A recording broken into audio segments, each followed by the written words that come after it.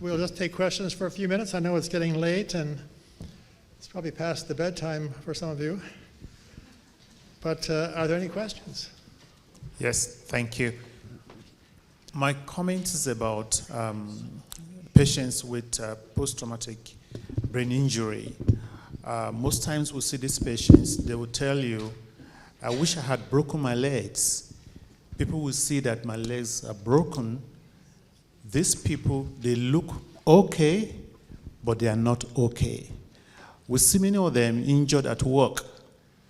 And one injury, somebody with post-traumatic brain injury, his personality could change forever. And it's difficult. They are faced with life issues. Their work, their family, they want to apply for support from government. These kind of people, they really have to prove that they cannot work. Now, as clinicians, how else can we support these people? Because we know truly that they are suffering. What can we do to further support them? Thank you. So who wants to tackle that? Maybe Dr. Debert.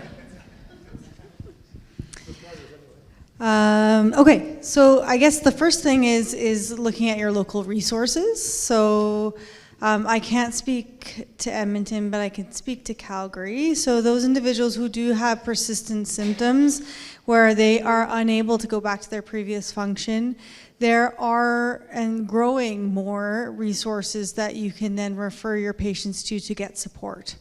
So for example, the Calgary Brain Injury Program does have a chronic concussion stream. There's social workers there, and then there's clinicians that will see patients. And then you can also, there's an occupational therapist that will help triage you to people in the community that have knowledge. With insurance companies, with work, with a variety of different treatments. So, if you go to the Alberta Health Services Calgary Brain Injury Program, you can start there for that support. And then, beyond that, I think you shouldn't have to do it alone. And I think there are support groups too.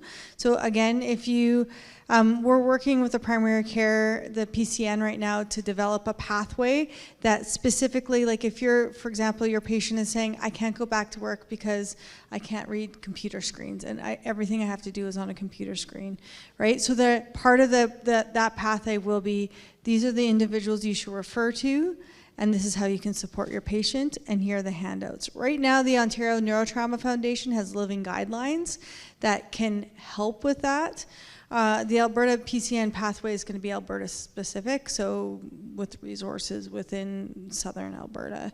So I hope that's helpful. I don't think you should have to do it alone.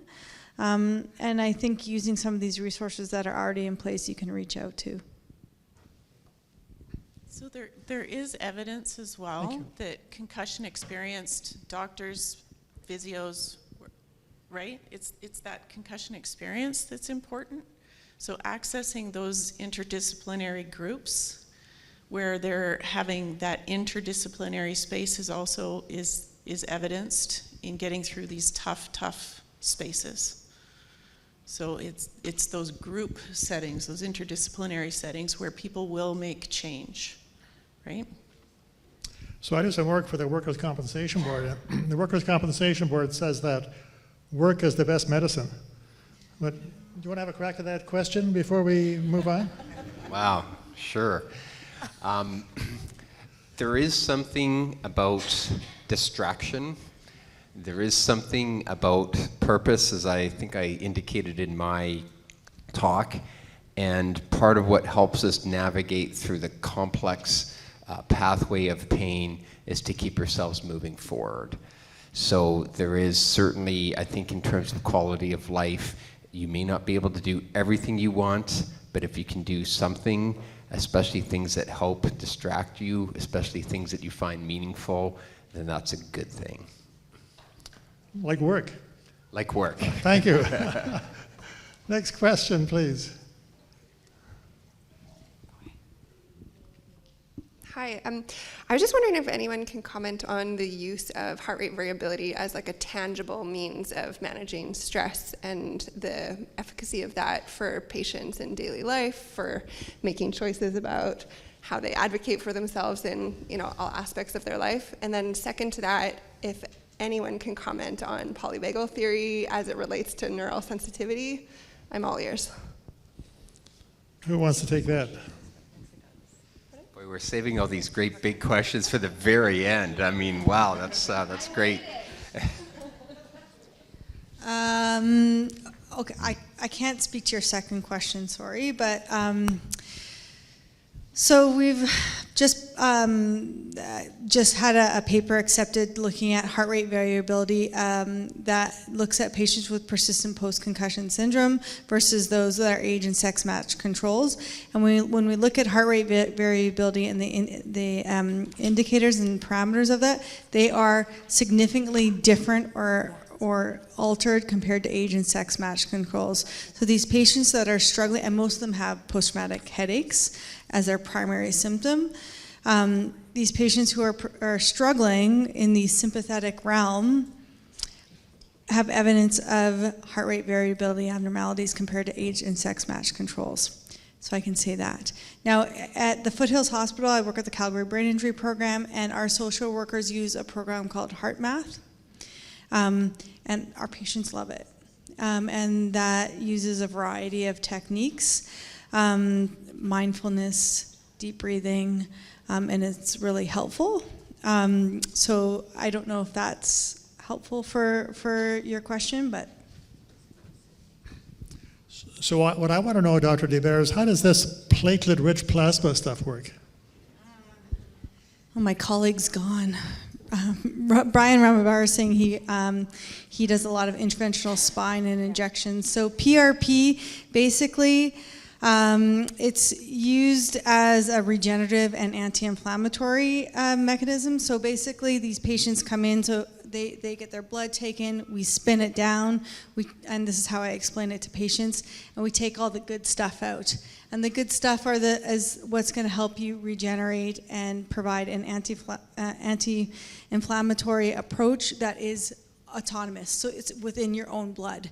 So there's really little side effects to it other than the fact that you're getting a poke and other than the fact that you actually have to give initially quite a bit of blood for us to then process it appropriately and make the platelets at the appropriate ratios to turn around and re-inject into the area of interest. There's level A evidence in multiple MSK injuries that this is efficacious and beneficial. There has been a small randomized controlled trial on carpal tunnel syndrome. And then over pizza with a colleague, we thought, well, if it works for the nerve in the wrist, why wouldn't it work for the nerve at the back of the head? And so then we wrote a grant and did it for great-occipital neuralgia. So stay tuned. Yeah. Well, it's getting late. Maybe a final question or two. I just had a question about mindfulness. So we often hear people say mindfulness and they associate it with meditation or deep breathing.